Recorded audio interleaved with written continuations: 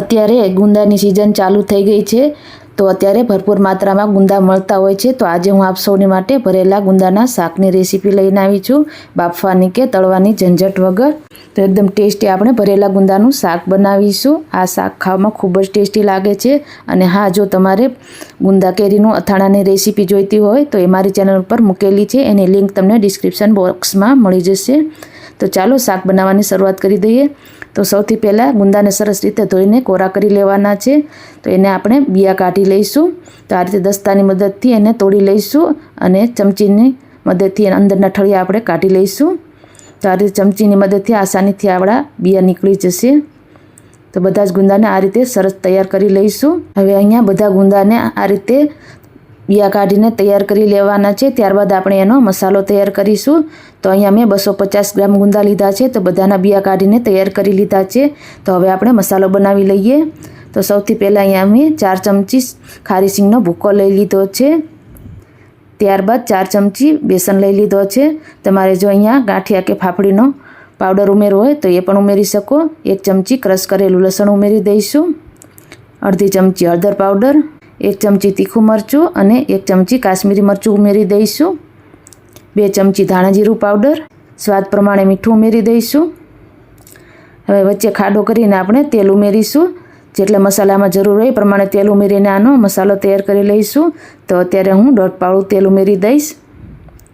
બધું સરસ રીતે મિક્સ કરીને આનો મસાલો તૈયાર કરી લઈશું. અહીંયા આપણો મસાલો બનીને તૈયાર થઈ ગયો છે. તો હવે આપણે ગુંદાને ભરી લઈશું. દબાવીને સરસ રીતે બધી બાજુથી મસાલો દબાવીને ભરી લેવાનો છે. અને આવી જ રીતે આપણે બધા ગુંદાને તૈયાર કરી લઈશું. તો ગુંદા આપણા ભરાઈને તૈયાર થઈ જાય એટલે આપણે બાકી વધેલો મસાલો આપણે શાકમાં જ ઉમેરી દઈશું. તો આ રીતના આપણા બધા ગુંદા ભરીને તૈયાર થઈ ગયા છે. અને જે મસાલો બચ્યો છે આપણે શાકમાં ઉમેરી દઈશું. તો ચાલો શાકનો વઘાર કરવાની પ્રોસેસ જોઈ લઈએ. તો સૌથી પહેલાં આપણે 2 મોટા ચમચા તેલ ગરમ કરી લઈશું. તેલ ગરમ થાય એટલે અડધી ચમચી રાઈ અને અડધી ચમચી જીરું ઉમેરી દઈશું. આ શાકમાં તેલ આગળ પડતું ઉમેરવામાં આવે છે. થોડી હિંગ ઉમેરી દેવાની છે. અહીંયા 1 ઝીણી સમારેલી ડુંગળી ઉમેરી દઈશું. ડુંગળી થોડી ગુલાબી કલરની થઈ જાય ત્યાં સુધી સાંતળી લેવાની છે. ત્યારબાદ 1 ઝીણું સમારેલું ટમેટું ઉમેરી દઈશું. ડુંગળી અને ટમેટાને થોડી વાર સાંતળી દઈશું. હવે જે આપણે ગુંદા ભરીને તૈયાર કર્યા હતા એ આપણે શાકમાં ઉમેરી દેવાના છે. અને સાથે સાથે જ આપણે મસાલો જે વધ્યો હતો એ પણ ઉમેરી દઈશું. હવે એકવાર મિક્સ કરી દઈશું. મિક્સ કરીને આપણે એને ઢાંકણ ઢાંકીને 2 થી 3 મિનિટ માટે ચડવા દઈશું. તેલમાં જ ધીમા ગેસ ઉપર ચડવા દેવાનું છે અને વચ્ચે એકવાર ચલાવી લેવાનું છે. તો 3 મિનિટ જેટલો સમય થઈ ગયો છે. તો આપણે ચેક કરી લઈશું. હવે આ શાકને આપણે છાશમાં ચેડવવાનું છે. તો અહીંયા હું 1 ગ્લાસ હલકી ખાટી હોય એવી છાશ લઈ લેવાની છે. વધારે પડતી ખાટી નથી લેવાની. તો એકવાર આ રીતે મિક્સ કરી દઈશું હળવા હાથે. ઉપરથી થોડોક શાકનો કલર સારો આવે એટલા માટે હું ફરીથી 1 ચમચી જેટલું કાશ્મીરી મરચું પાવડર ઉમેરી દઈશ. એકવાર ચલાવીને હવે આ શાકને આપણે ઢાંકણ ઢાંકીને 15 મિનિટ માટે ચડવા દેવાનું છે ધીમા ગેસ ઉપર. વચ્ચે વચ્ચે ચલાવતા રહેવાનું છે, એ વાતનું ખાસ ધ્યાન રાખવું.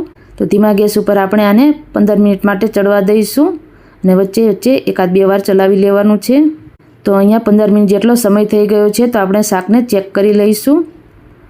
આપણું શાક સરસ રીતે ચડી ગયું છે અને તેલ પણ સરસ રીતે છૂટું પડી ગયું છે. તો હવે એમાં આપણે 2 ચમચી જેટલો ગોળ ઉમેરી દઈશું.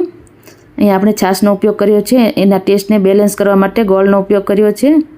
તો આપણું શાક એકદમ ટેસ્ટી બનીને તૈયાર થઈ ગયું છે. ફરીથી આપણે 1 મિનિટ માટે થવા દઈશું. હવે ઓલમોસ્ટ આપણું શાક બનીને તૈયાર થઈ ગયું છે. હવે 1 મિનિટ થઈ ગઈ છે. તો આપણે શાક જોઈ લઈએ.